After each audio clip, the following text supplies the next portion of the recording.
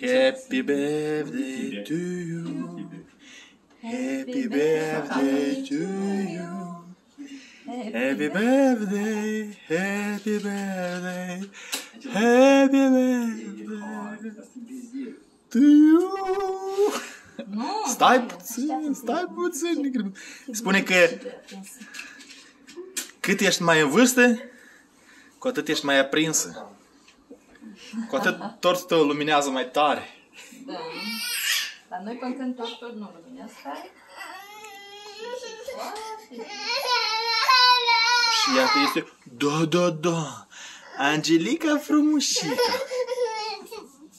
Și se aude. Bădica, ia în brațe, bădica. Vii la mama. Ia, Andreea să facă... Andreea sufletul. Pavel ca întotdeauna și caut eu așa. Idina.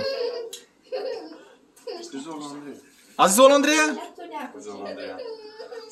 Cum arde tortul frumos?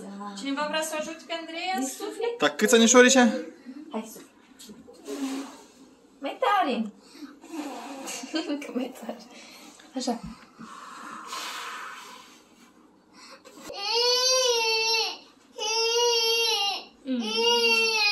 Hai, mulți Andreea. Andreea, te felicităm cu 16 anișori. Cum spui? Andreea la mulți ani.